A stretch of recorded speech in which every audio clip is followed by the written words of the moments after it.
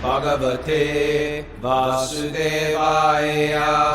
Om Namo Bhagavate Vasudevaya. Om Namo Bhagavate Vasudevaya.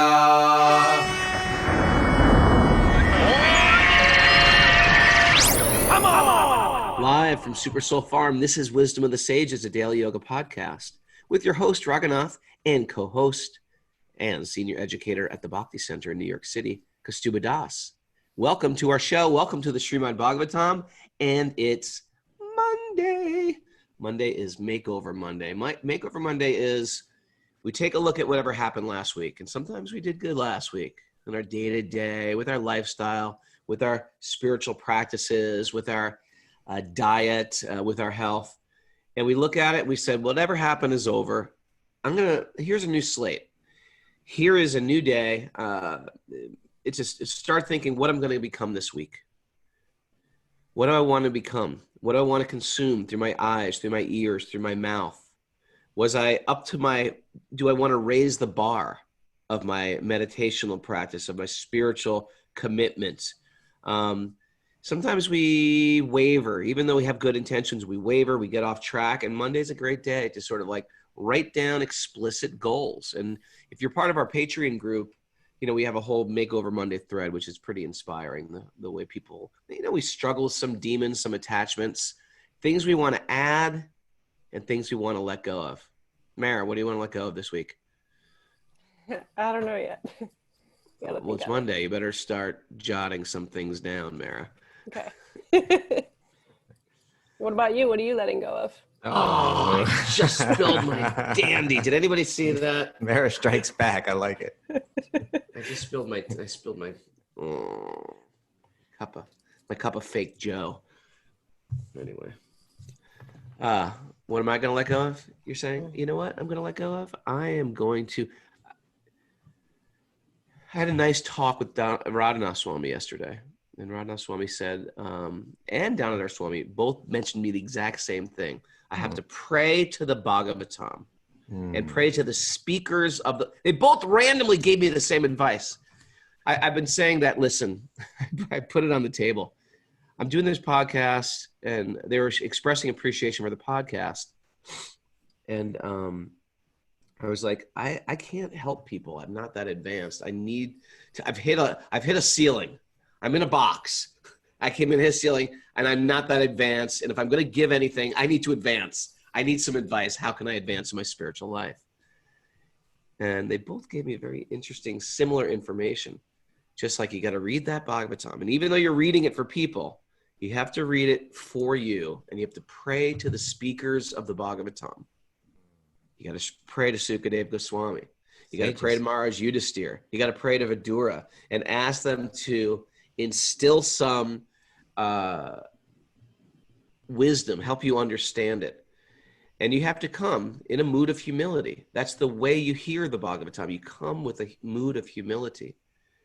So that's going to be my little endeavor to get a little deeper into the Bhagavatam, read a little bit more, dive a little deeper, try to maintain a humble attitude. You know, in Bhakti, a humble attitude is just reality. Reality means I'm small. I'm somewhat tiny. I've been arrogant my whole life. I think I know everything. You think that'll be good, Kaustubha? That will help me get out of my little box? Oh, well, first of all, I'm not going to contradict those that share that we do. No, I think it's wrong. But no, I think it's great. I think it's beautiful. Yeah, I love it. Love it. Great Makeover Monday. Yeah. Mine's going to be Bhagavatam related. And I'd like to give up eating pie, but there's a second pie in the kitchen right now waiting for me. That's for next week. That's next week. I'm going to give up. All right. That was a great interview yesterday, too. I don't know if anybody heard yesterday's interview with Yogi Charu. What a great interview. So, right? Validating all my paranormal stuff. Not all of it. No. Not all of it. No, I did not catch that part, but okay. I sort of like weeded out all the paranormal, and we're starting a paranormal thread on our Discord thread because there's some people who just want it. Okay. You don't know how to start a thread on Discord. Only I know how to do that. Are you not allowing a paranormal thread? I'm saying you're just The assuming that I'm masses gonna go want do it, Kaustubha. We're banging on the Patreon door to open that thread up. But it was a Okay. great interview. My God, what a unique person, you know? It's like, you know, like I say, I've known him for like 25 years or something more. Yeah. You know, I was kind of like, when he first started coming around, I was kind of like the senior monk to him, although because I was around for 8 or 9 years before him, you know? Yeah. But he was so special right from the beginning, and now we're just close friends. And like I say, what we like to do, you know, is he lives on the west side of the park. I live on the east side of the park. And every Friday afternoon, we meet in the park and we read Bhagavatam together. And he's just got such great thoughts on it, you know, and that's our enjoyment. And that's just a great type of friendship, you know. It's a great type of friendship. Yeah. You come to read the Bhagavatam with each other. Yeah. Yeah. Whenever, if you have a friend that's coming over to your house to visit, doing something, it's so special to sort of like, hey, you're here. Let's sit down and read together.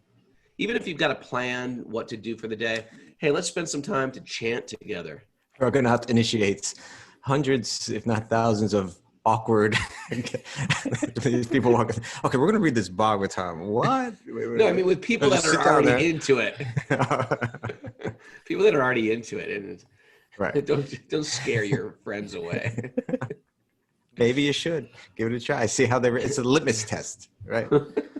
They can handle it. I wanted to say something else interesting. You know what I want to say? I think what we should do on Monday is I think Mara should just go through everything that's going on Patreon that week. Yeah, because Patreon's really sort of taking off. What's happening is we've created a little village where people can take different classes during the week. And we're going to post it on that thread, and we're going to post it on Facebook. But for now, Monday, can you list what's going on with the classes this week? Sure. We have some really good asana classes this week. Tomorrow at 10 a.m., Bob Healy is teaching. Bob Healy's great. South Jersey. Everyone loves him. I love him. And then Wednesday at 6 p.m., Kumi from Veda Yoga is teaching. Great teacher. Leads a great community in Los Angeles. And 6 p.m. Yeah, and Thursday at 10 a.m. we have Amanda Di Giovanna from Revolution Yoga. We love her. Yeah, and then she's great. Deep, serious yogi too.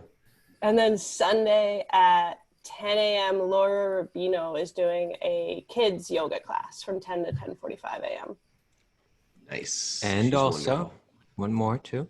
And also Friday. Yogi Charu. Oh, is he?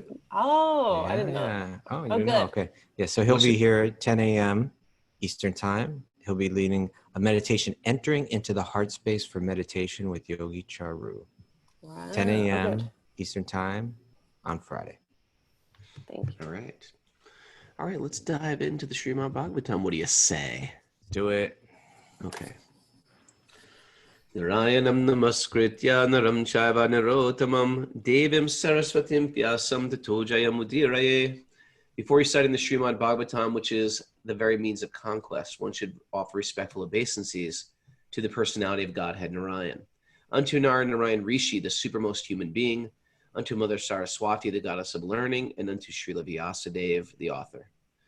Nasta prayeshva badreshu nityam bhagavat sevaya Bhagavati Uttama Shloke Bhaktir Bhavati Naishtaki.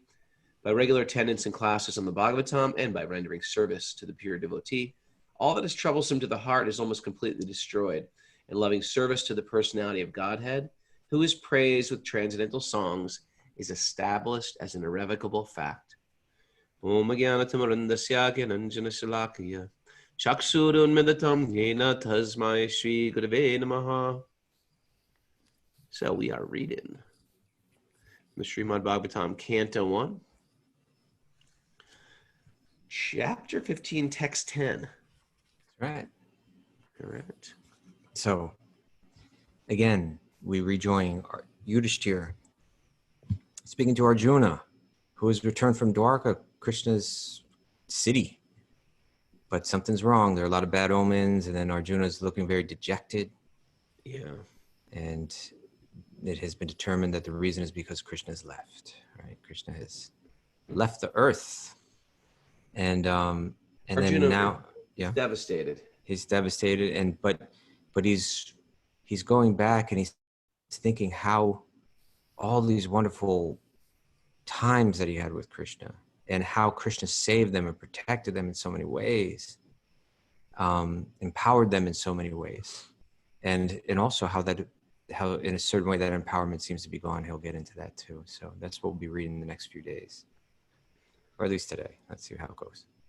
So here we go. Text 10. It was he only who loosened the hair of all the wives of the miscreants, who dared open the cluster of your queen's hair, which had been nicely dressed and sanctified for the great Rajasuya sacrificial ceremony. At that time, she fell down at the feet of Lord Krishna with tears in her eyes. Mm. So this is you want to tell that? I mean, I don't know if we have time to tell that whole story, but the brief recap is that the wife of Yudhisthira was, and a lot of people know this story, famous story from the Bhagavatam, from the Mahabharata, is Draupadi was lost in a gambling match by Yudhisthira. Now, Yudhisthira had all good qualities except one. He was addicted to gambling. Now, a lot of you guys might have a bad quality, maybe a couple bad qualities. Yudhisthira demonstrated what to do if you don't have bad qualities. You just don't do those things. If there's something that really triggers you, suppose you're addicted to gambling. If you're addicted to gambling, don't go to Vegas. Don't hang out in Vegas. Don't go hang out with people who love to gamble. Just don't go there. Just like wipe it out. There's certain things that push our buttons. There's certain people that trigger us. There's certain places that trigger us. And there's certain things that trigger us. Don't go to those persons, places, or things that trigger us. It's a slippery slope. When we fall hard. It's like pushing that boulder down a mountain. It starts to take control of us. So Yudhisthira, his gambling problem, he just didn't deal with it. He just didn't go there. He just put up a line in the sand. But for this particular instance, he was pushed and pushed and pushed and pushed by this evil Duryodhana, the son of Dhritarashtra. And they got him into this gambling match where he got so addicted to the gambling, he gambled away everything, the entire kingdom, the treasury, the army, and he lost everything. He lost his brothers.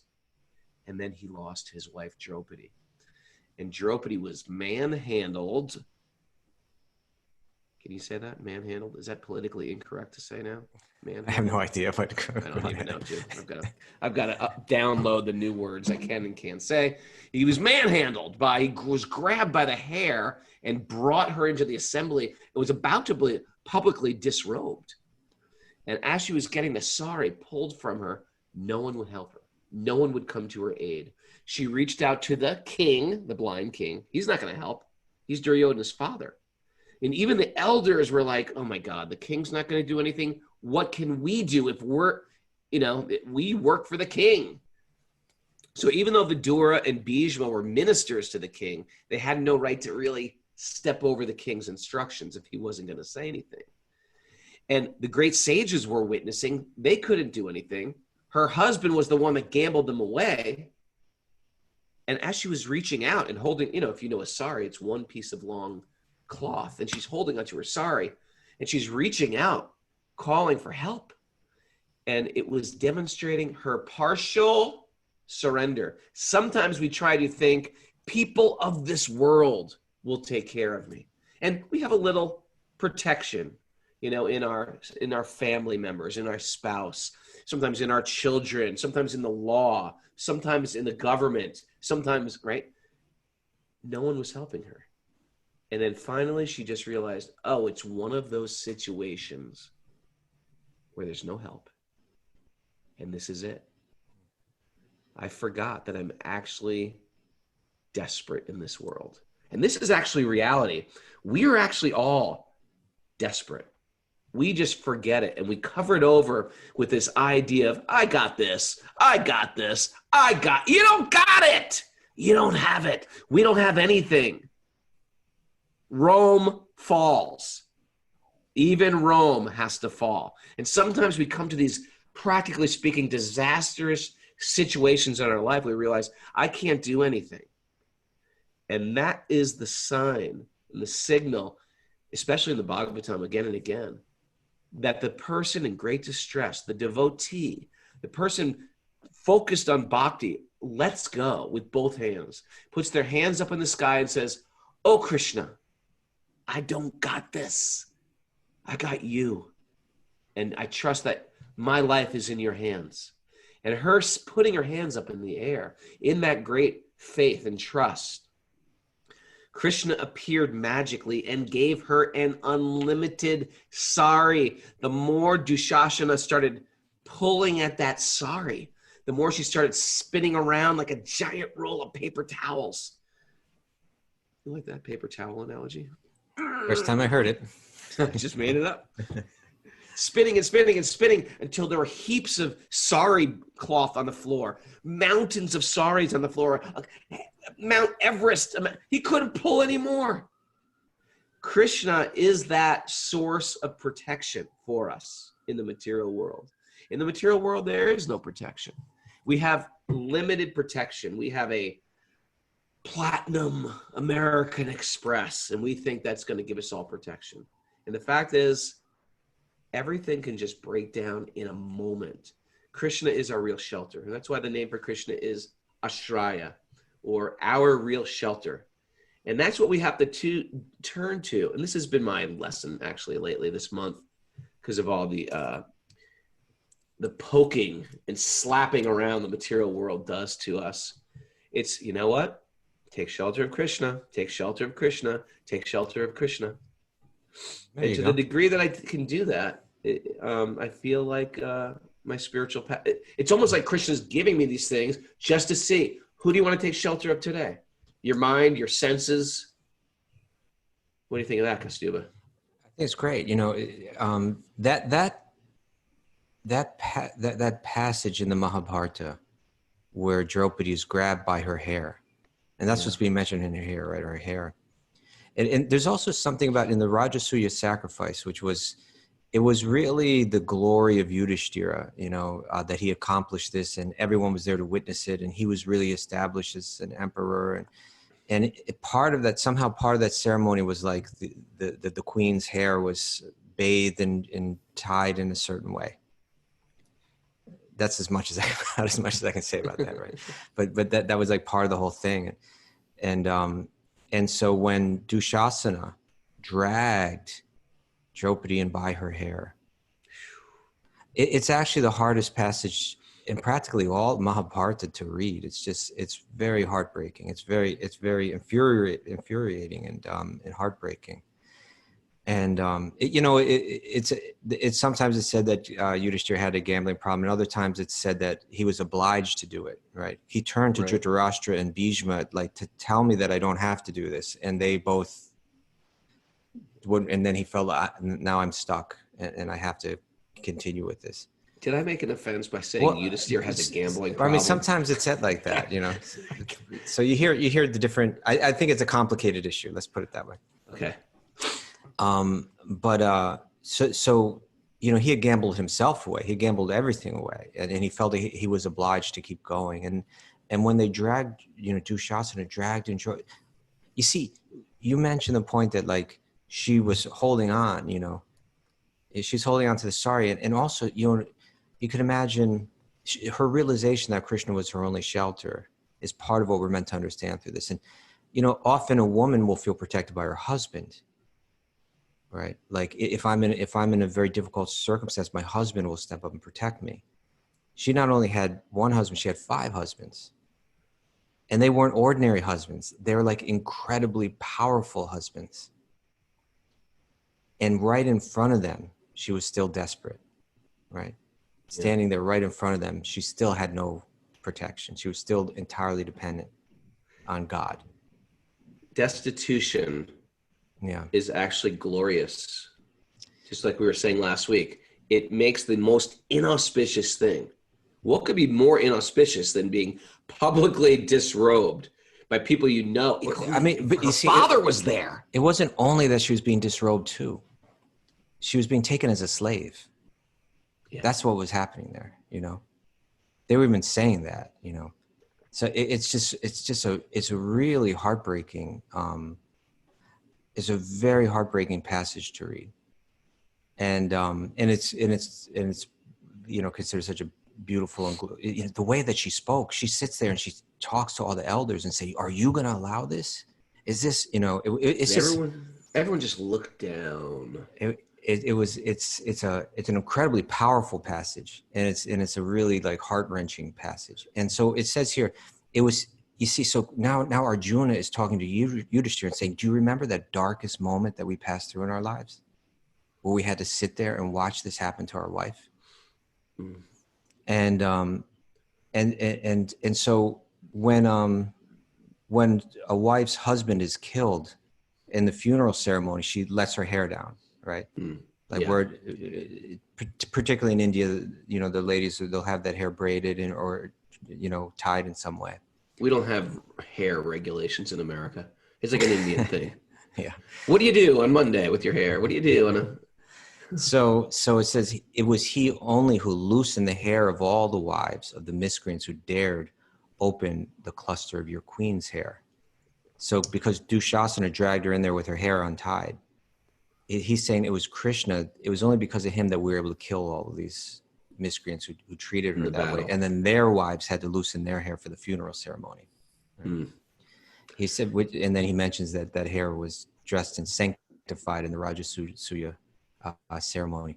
And he says, at that time, she fell down at the feet of Lord Krishna with tears in her eyes. Right. That was, he's saying it's only because of him that we're able to get past and right that wrong, you know, on the battlefield of Kurukshetra, where we've faced so many insurmountable challenges. And in the commentary, Srila Prabhupada mentions this. He says, by insulting a great soul, one has to forego all the results of pious acts and benedictions also. Right. One has to forego all the results of... Yeah, they say that when you insult a great soul, a person practicing bhakti, when you insult them, it takes away your fame, your wealth, what else? Your reputation. All of your accumulated good karma, everything auspicious in your life, you're throwing it out. Everything auspicious in your life. That's why this is, to insult person practicing bhakti, it's like the worst thing you could do for your spiritual life. Doesn't matter how much you chant, how many kirtans you go to, how many pilgrimages you go to. If we can just hold our tongue from being vicious and cruel.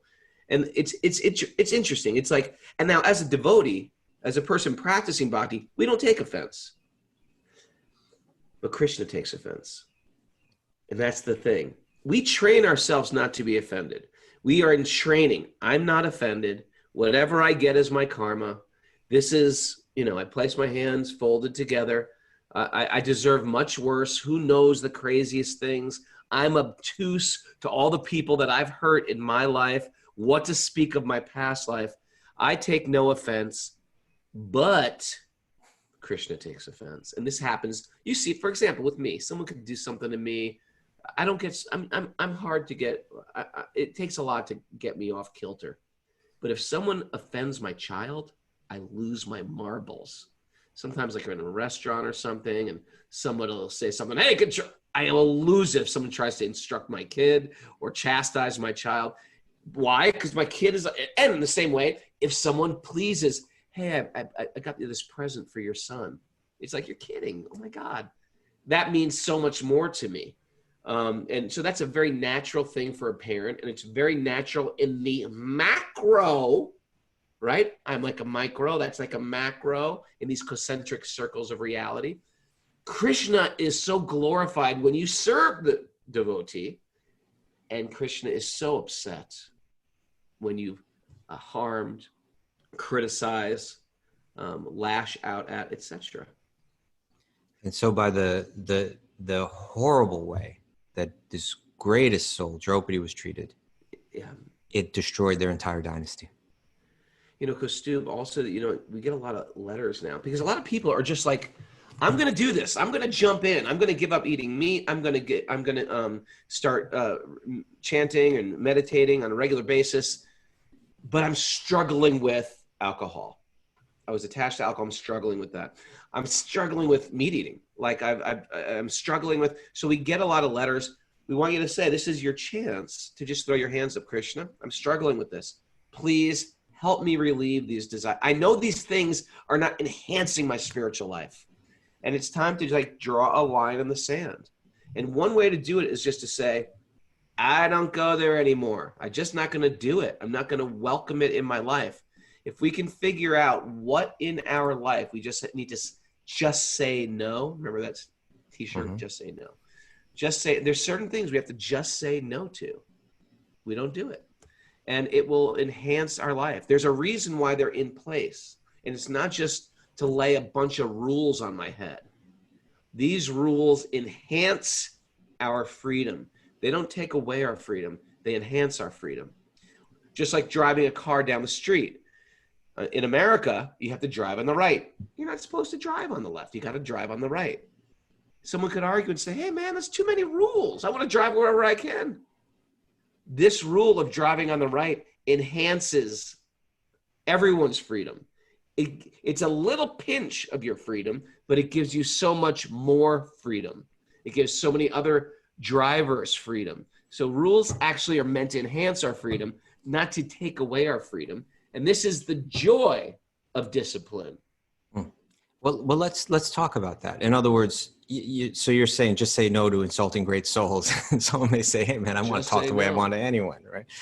But is that just some arbitrary rule of, quote unquote morality that is, just made up by some religion, and it's really ultimately meant to bind us and control us? The idea of there is a that doesn't mean we can't discern. Like there's people practicing bhakti for a long time. And this is, I find this in my own life. There's a person practicing bhakti, but I don't like their choice. I don't like what they're doing or what they're saying. So there's a very fine line between discernment and taking somebody down. Discernment and really judging them or condemning them. If there's someone even practicing bhakti, but I feel like they're doing something wrong, I'll just either, if it's my place, I'll say something, hey, I think that's wrong. But what we find is indulgence, almost as like a pastime, in saying, oh, did you see about Mara? Look what Mara's doing. Oh, Mara. Like that. Oh, yeah, Mara. Oh, poor Mara. Yeah. Oh. It's very common.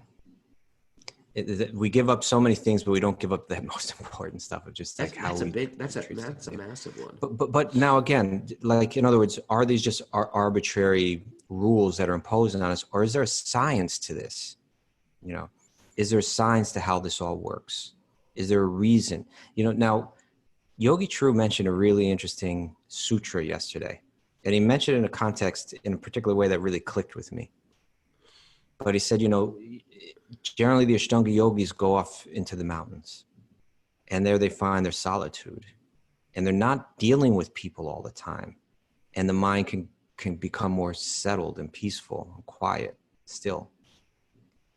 But what if you live amongst people?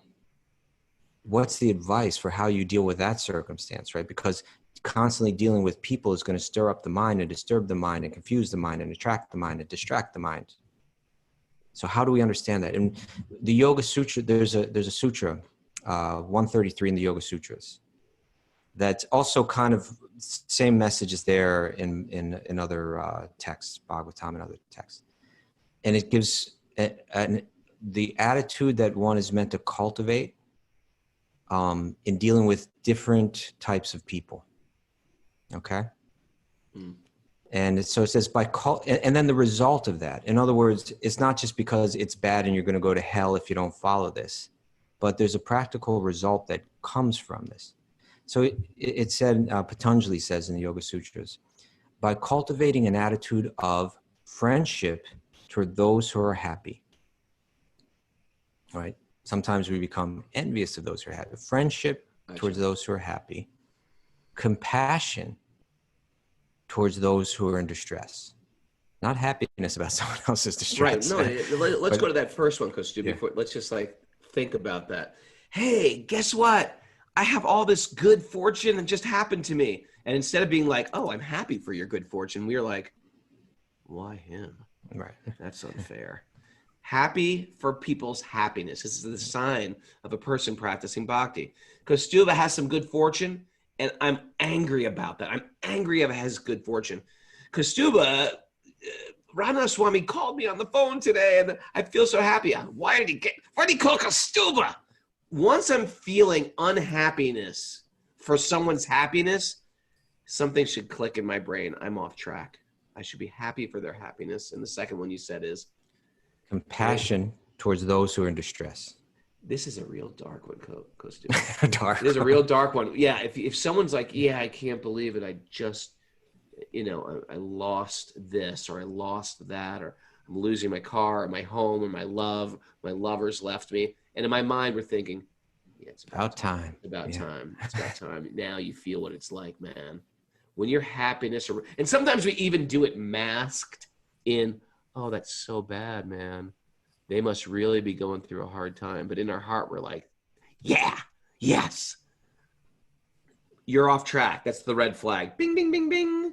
And it happens. Notice these things. Happy for people's sadness and not happy for their happiness.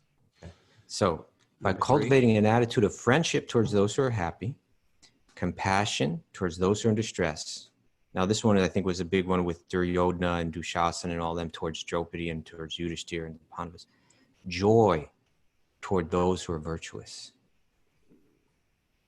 And equanimity towards those who are non-virtuous. Equanimity. Yeah, meaning, in other words, I don't hate them. Right. I keep a little distance. This is a great one now, right? How can I see something that's wrong, but not cultivate hate? Sure. It's really tricky. That's why these principles are so, to really make change in the world, this has to be imbibed, or else what we find is our cause of changing the world in the name of doing something righteous makes the heart hateful. And so then I'll read it again. By cultivating an attitude of friendship towards those who are happy, I feel good about your happiness. Compassion toward those who are in distress. Oh, that's horrible to hear. It actually hurts my heart. How can I help you? Joy towards those who are virtuous. I am so glad that there are people that are better than me in this world. Right. And equanimity towards those who are non-virtuous. Lucidity arises in the mind. That's because, why? Because rather than responding towards these various types of people under the influence of the modes of tamas or rajas, this is describing how we respond to them from the mode of sattva guna, from the mode of goodness. And it's only through sattva guna that lucidity arises. So if the yogi wanders off into the forest because he needs to find some sattva guna, a peaceful situation where his mind's not going to be disturbed by the lower modes. But I can't do that because I'm stuck in my job and my work and my family and all these different things. How can I have that sattva guna through which lucidity will arise in my mind? Clarity will arise in my mind. I won't walk through this world confused and bewildered and distracted. How will that happen? This is how you do that, by relating to people according to this advice. And it's a fact that, like, to go into this deep, one really has to search the heart, right? Do I feel good when another one is doing well? Do I feel a little happiness when I see another one in distress? To go deep and go deep into the heart and examine that honestly is an essential part of what it means to practice yoga off the mat, right? To really get into yoga. And you know what I want to bring up in relation to that, Raghunath? Am I doing something wrong? No. Okay, I'm just checking out. Just checking in with you.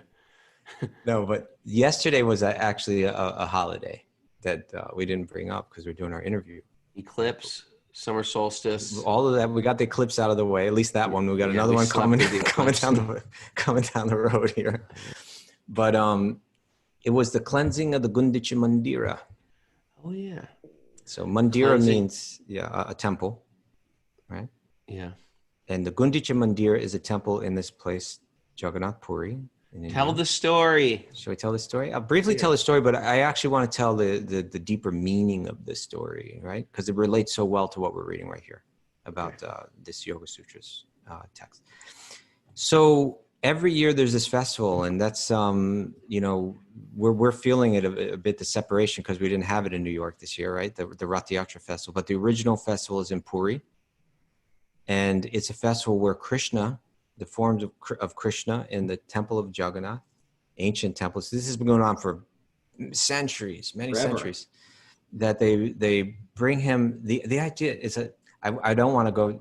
I could go off. I could take it back and back and back, right? But there's a very deep bhakti-related sentiment in this festival, and millions of people actually come to it. And sometimes you see like tourism photos of this, right? But there's this huge wide road, and there's millions of people, and they're pulling these massive carts. It's with Krishna on them. And the idea is that the gopis, Krishna's girlfriends, and I suppose all the residents of Vrindavan, they're bringing Krishna back to Vrindavan, away back from Dwarka, where he lives as a king. And they need to bring him back to Vrindavan, that special place where everyone relates to him with intimate love. Such a great festival. It's Like so nothing, beautiful, so great. So out of this world, this festival.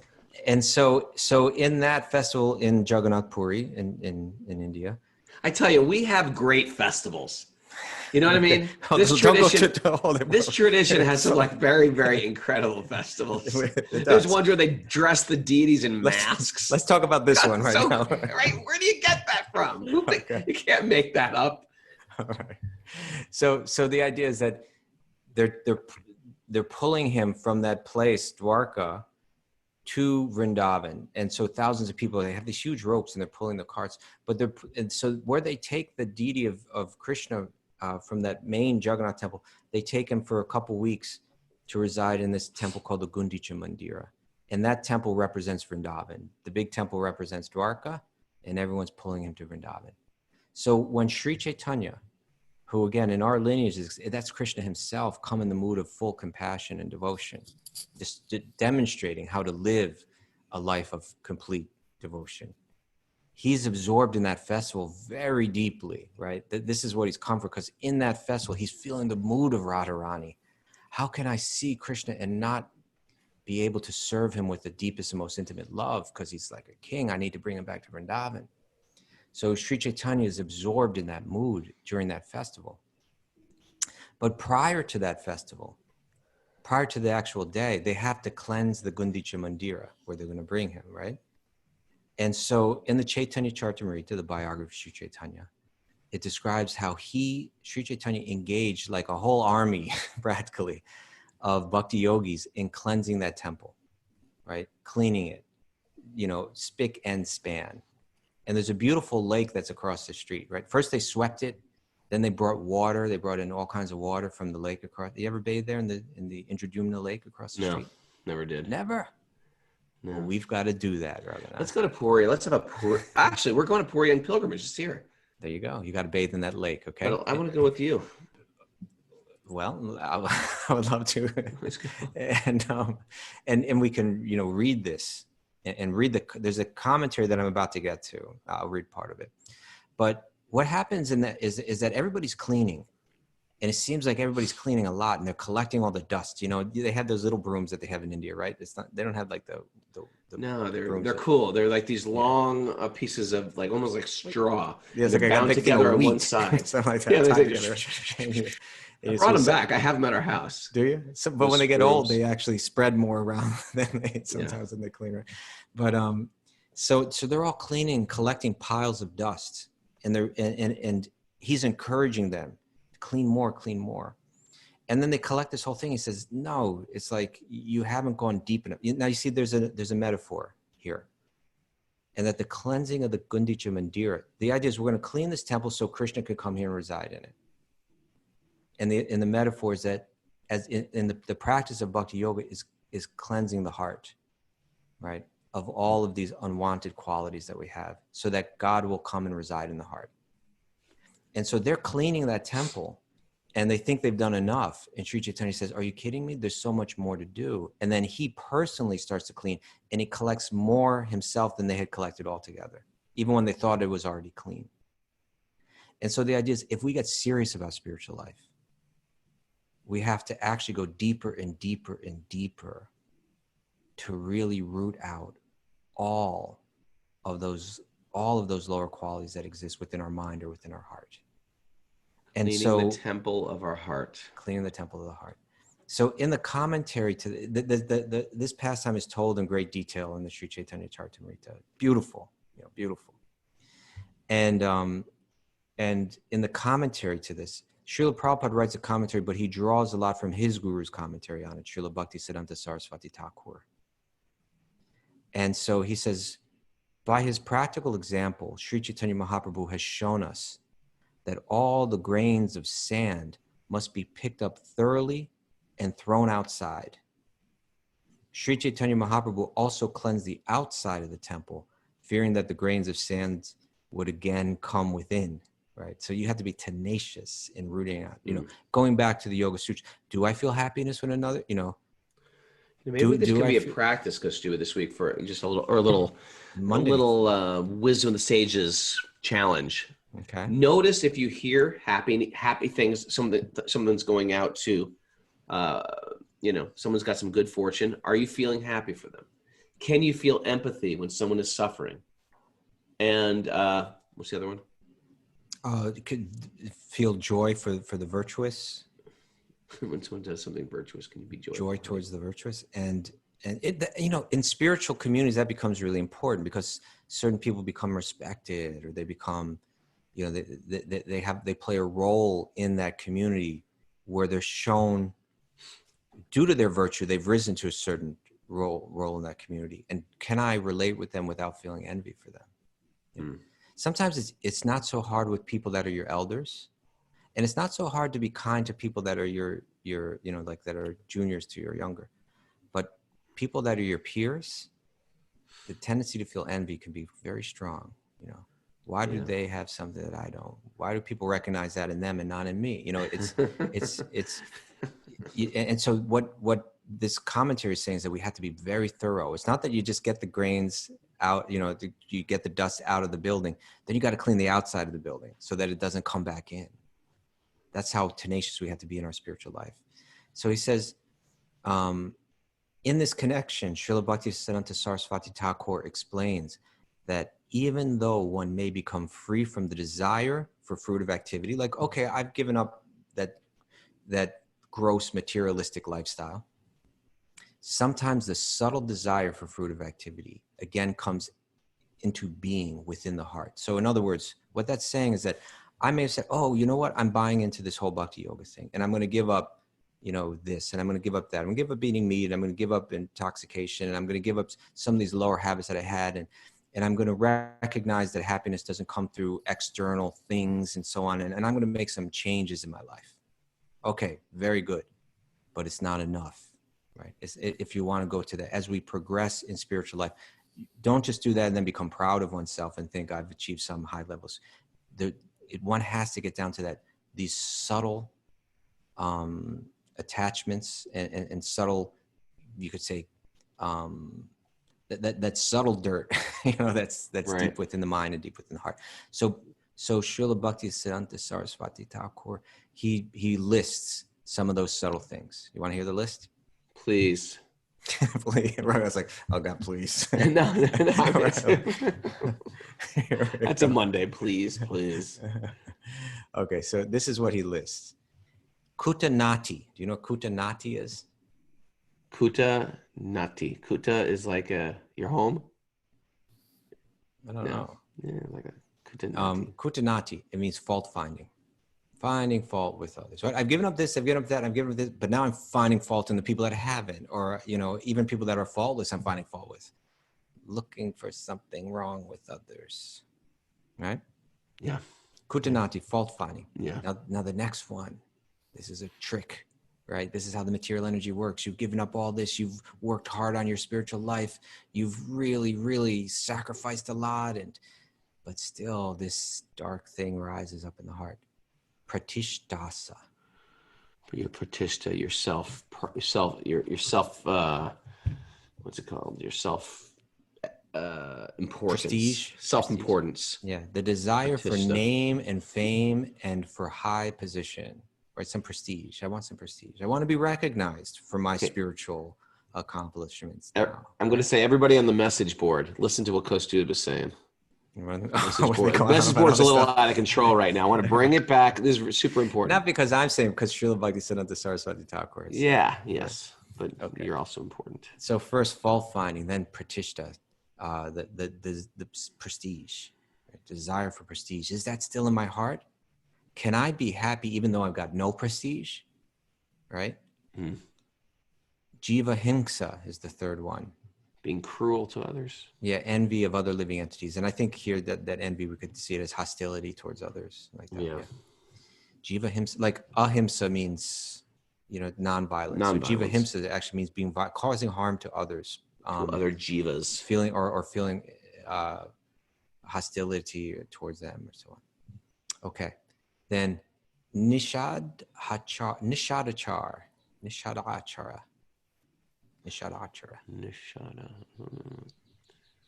Accepting things forbidden in the Shastra.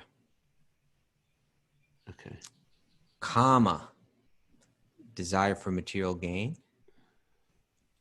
And finally, puja, hankering for popularity. I want to be worshipped. Puja, I want, right. Yeah. Right. So then, especially there's certain people that are leaders by nature, and that's normal and it's understandable. But to uproot that desire to I really want to be worshipped. I really want to be validated. I really want to be. That's got to be uprooted. Yeah. You'll naturally be, if you're a leader, you'll naturally be a leader.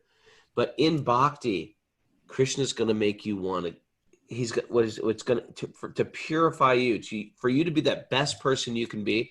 He's going to uproot that desire to be worshipped. And you're just going to naturally lead from a very, very clean place. And you'll be a great leader. So this is where that spiritual life goes deeper, right?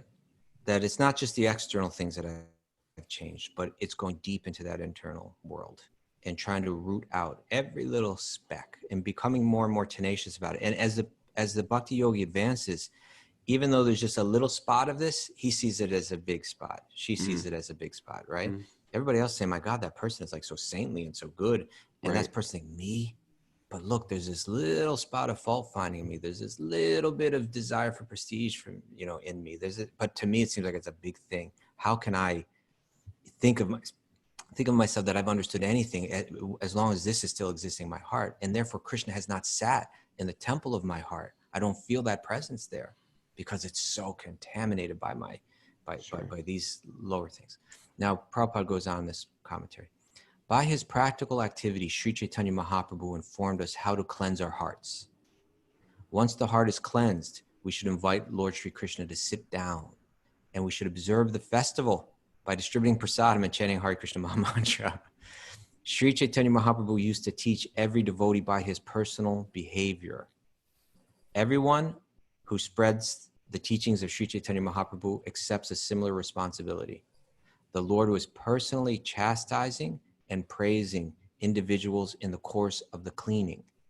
And those who are engaged as acharyas, as examples of this, must learn from Sri Chaitanya Mahaprabhu how to train devotees by personal example, right? He didn't just order everybody what to do, but he did it himself. He cleansed that temple himself. And if we want to be able to be an agent of yoga, an agent of bhakti in the world, we have to especially do by example. The Lord was very pleased by those who could cleanse the temple by taking out undesirable things accumulated within. This is called anartha nivritti, right? The giving up of everything that's unwanted, cleansing the heart of all unwanted things. I just said that. Thus, the cleansing of the Gundicha Mandira was conducted by Sri Chaitanya Mahaprabhu to let us know how the heart should be cleansed and soothed, right? Those things are just causing us pain, right? When we let go of them, it's going to be soothing. So Sri Chaitanya Mahaprabhu, he conducts himself this way to let us know how the heart should be cleansed and soothed to receive Lord Sri Krishna and enable him to sit within the heart without disturbance. What a commentary, huh? Beautiful. This is what life is meant for. This is where yoga practice is meant to go. This svadhyaya, or this self-study. Yeah. We're studying like, oh, this is what's not working with me. It's one thing if you say, okay, I mean, my shoulders, I got to get my shoulder back. I got to get my hamstrings. We get that. We want to take care of our body. But this is like the inner workings now of yoga. How can I start to uproot all these weeds that have been growing for a long time? And we really want transformation. We have to hear this stuff from the masters and then start to notice all these things that Kaustubha just rolled out of his mouth. I'm like, man, I've been doing this for a while. I still have this stuff going on in me. And so by hearing it on a regular basis, this is what you want. This is what you don't want. Thank you. I have a lot of takeaways from this. Such an important one to read. And, you know, it's commonly in our temples on this day or some related day. In other words, because we do the Rath Yatra on different days, but that the entire temple gets together and cleans the temple together, right? Mm. And that's a really nice practice too. Hey, let's all do something together and let's clean this place like thoroughly, right? And that's something that's just a practical thing that people need to do, right? Clean your house thoroughly, clean your home thoroughly. But it's sort of done as a meditation also. But it's done as a meditation. It brings people together. It's a meditation. It reminds people of this pastime. It brings it up in our mind again, the importance of being thorough. That's what this is all about, being thorough, going deeper, not just practicing spirituality on a superficial level, but being very thorough about cleansing our own mind and our own hearts of everything that's unwanted.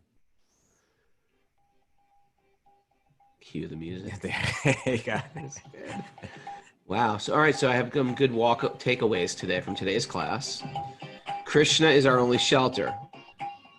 Higher power, source, God, universe. Throw my hands up in the air. My life is in divine hands. I fully trust. There's nothing of this material world that can protect me. What else? There's some unwanted things in my heart I have to weed out. There's certain things I have to add to my life. What else can we walk away with this class today, Kaustubha? That there's a lot happening on Patreon this week, so try to fit into your schedule and take advantage. Yeah, excited. And thanks for all the people. There's so many great yoga teachers donating their time and teaching and making this a whole... It's like we've created a whole... I'm really impressed when people are like showing up on a regular basis. If you want to join us live on the Zoom class, you can meet all these people personally. All you have to do is contact Mara at wisdomofthesages108@gmail.com. And there's something nice about live. We get to see everybody's face. If you're on Zoom, you got to start showing your face. Come on. So there's some people just have their names Golden up Brown there. family. They're sneaking around their apartment. If I didn't say good morning to you and you're on Zoom right now, welcome. Tom York, good to see you, brother. Natsumi, Henry Flood, Sham Trivedi. Love that name, Sham Trivedi. Nilakant's got a shirt. Nilakant, yeah, and thanks. We made Wisdom of the Sages shirts. Where can you get them, Kaustubha? You can go to our Facebook page and find it. But what is it? Super Soul? Go supersoulyoga.com. Okay. And then there's a merch tab, supersoulyoga.com. And if you know, in a couple weeks, we're doing a teacher training. Me and Bobby Marchand, our regular Zoomer, upstate New York at the farm. Go to supersoulyoga.com. Check that out. Or it says that's like right around the corner, right? It's right around the corner. It's happening. It's really happening. Just want to put that out there. And also check out our classes. And of course, January, do our classes in India. If you want to get away in wintertime, come to India with me and Kaustubha. We have amazing programs there, including our wisdom training, where we really just go through the books on a regular basis, sacred literature of India. Super special class and super special training. A bunch of you have been to India with us. And now we're going to sing. Shri Vrindavan